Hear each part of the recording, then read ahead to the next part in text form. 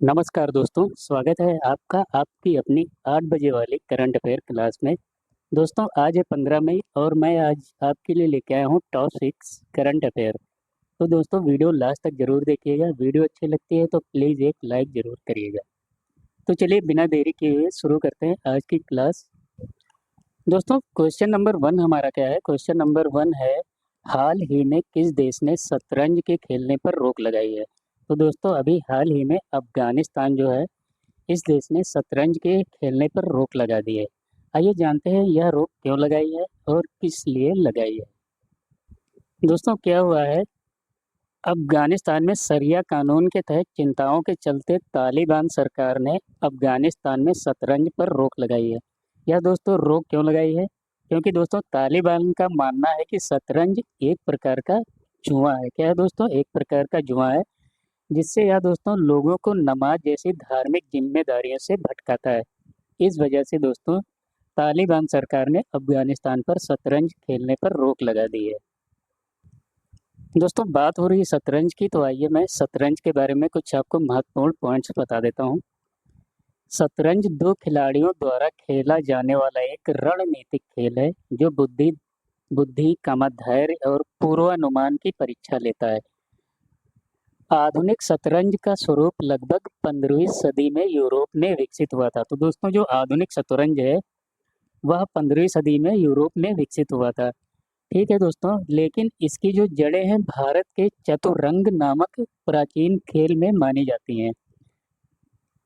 दोस्तों बात करें तो इसे दोस्तों जो है बुद्धिजीवियों का खेल भी कहा जाता है शतरंज को। तो ये भी आपको पॉइंट याद रखना है, शतरंज को बुद्धिजीवियों का खेल भी कहा जाता है। ठीक है, अगला क्वेश्चन है दोस्तों, क्वेश्चन नंबर 2, भारत के 52वें मुख्य न्यायाधीश यानी कि सीजेआई के रूप में किसने शपथ ली है? तो दोस्तों जो भारत के 52वें सीजीआई बने हैं वो है दोस्तों न्यायमूर्ति भूषण राम कृष्ण गवई। ठीक है, ये भारत के 52 वे मुख्य न्यायाधीश बने हैं। ठीक, तो दोस्तों जानते हैं इससे रिलेटेड कुछ महत्वपूर्ण पॉइंट्स। देखिए दोस्तों, जो ये जस्टिस भूषण रामकृष्ण गवाई ने 14 मई 2025 को भारत के 52वें मुख्य न्यायाधीश chief justice of India CJI के रूप में शपथ ली है। ठीक है दोस्तों, राष्ट्रपति द्रौपदी मुर्मू जी ने इन्हें मुख्य न्यायाधीश के रूप में शपथ दिलाई है। तो शपथ किसने दिलाई है आपको याद रखना है, राष्ट्रपति द्रौपदी मुर्मू जी ने इनको शपथ दिलाई है। तो इन्होंने दोस्तों जो मौजूदा सीजेआई संजीव खन्ना का स्थान लिया है, जिनका दोस्तों 13 मई को कार्यकाल समाप्त हो चुका है। ठीक, तो आपको ये भी याद रखना है कि जो 51वें सीजीआई है वो संजीव खन्ना है। ये दोस्तों 13 मई को रिटायर हो चुके हैं। ठीक, सीजीआई गवाई पहले पहले बौद्ध और दूसरे दलित मुख्य न्यायाधीश है। ये पॉइंट बहुत ही ज़्यादा इम्पोर्टेंट है। और पहले जो दलित दोस्तों सीजीआई रहे हैं वो है जस्टिस के जी बालाकृष्णन थे, जो पहले दलित मुख्य न्यायाधीश थे। ठीक, ये भी पॉइंट आपको याद रखना है। आइए दोस्तों आपको बता देता हूँ जस्टिस भूषण राम कृष्ण गवाई के बारे में।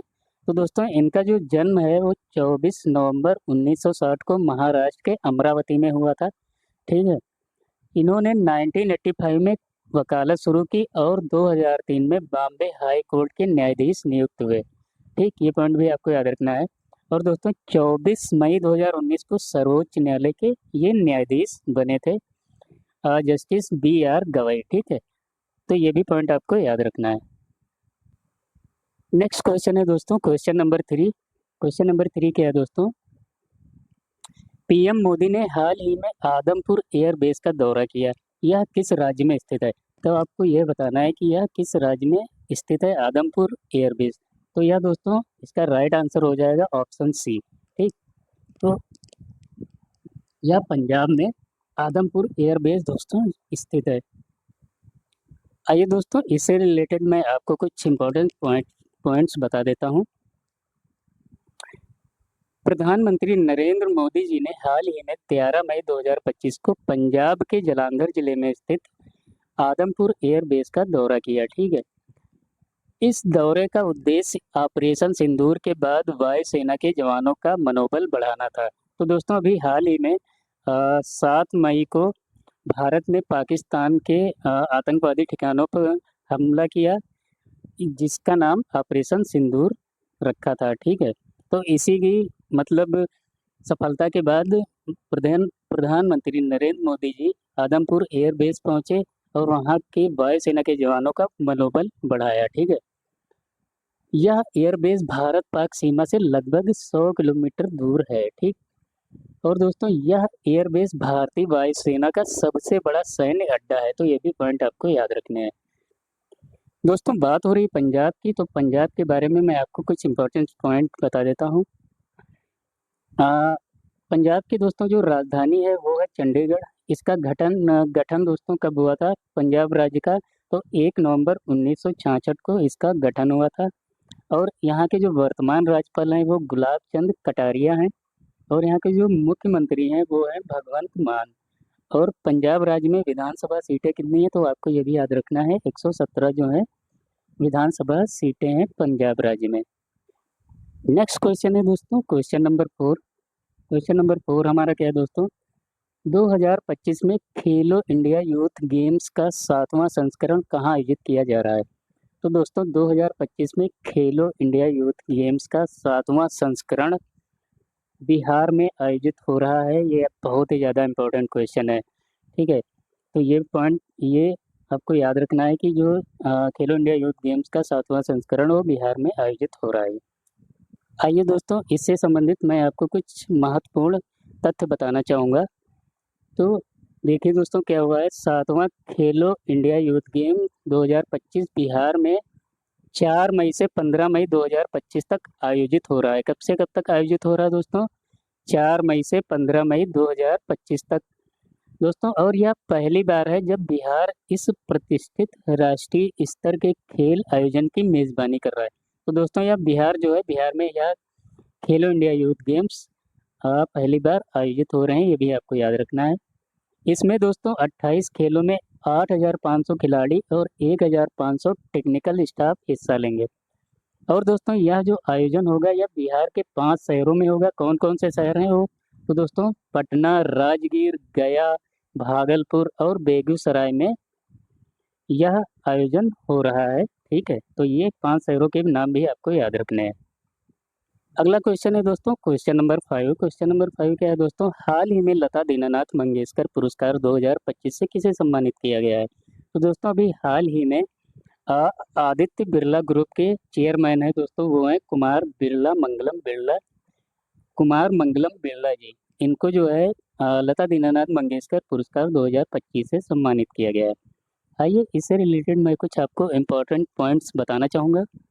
देखते हैं दोस्तों क्या है चर्चा में, इस क्वेश्चन से रिलेटेड चर्चा में क्या है।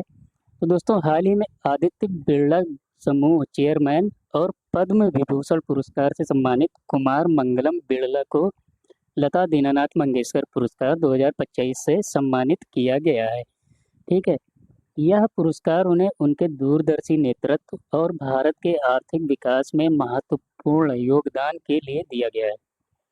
और दोस्तों 2025 में अन्य पुरस्कार भी मिले हैं, तो ये भी नाम आपको याद रखना है। इसमें शामिल है श्रद्धा कपूर, सुनील शेट्टी, डॉक्टर एन राजम और सोनाली कुलकर्णी, इनको भी यह पुरस्कार मिला है, तो ये नाम भी आपको याद रखने हैं। ठीक है, बात हो रही दोस्तों लता दीनानाथ पुरस्कार के बारे में, तो आइए इसके बारे में आपको इम्पोर्टेंट पॉइंट्स बता देता हूँ। दोस्तों इसकी जो स्थापना हुई थी वो 2022 में हुई थी। और यह दोस्तों जो दिवंगत महान गायिका लता मंगेशकर की स्मृति में यह स्थापित किया गया था। यह पुरस्कार उन व्यक्तियों को सम्मानित करता है जिन्होंने कला, संस्कृति, सिनेमा, सामाजिक कार्य और राष्ट्रीय विकास में असाधारण योगदान दिया हो। ठीक, और दोस्तों बात करें इस पुरस्कार के प्रथम विजेता कौन थे, तो ये 2022 में दोस्तों हमारे देश के प्रधानमंत्री नरेंद्र मोदी जी को यह 2022 में पहला पुरस्कार प्रदान किया गया था। फिर दोस्तों 2023 में यह पुरस्कार आशा भोसले जी को मिला था। और वही बात करें 2024 में तो यह अमिताभ बच्चन जी को अवार्ड मिला था। तो ये भी पॉइंट्स आपको याद रखने हैं। नेक्स्ट और लास्ट क्वेश्चन है हमारा दोस्तों, लास्ट क्वेश्चन है क्वेश्चन नंबर 6। विश्व अस्थमा दिवस, वर्ल्ड अस्थमा डे 2025 कब मनाया गया है? तो दोस्तों विश्व अस्थमा दिवस 2025 6 मई को मनाया गया है, ठीक है। आइए इससे रिलेटेड मैं आपको कुछ इम्पोर्टेंट पॉइंट्स बताना चाहूँगा।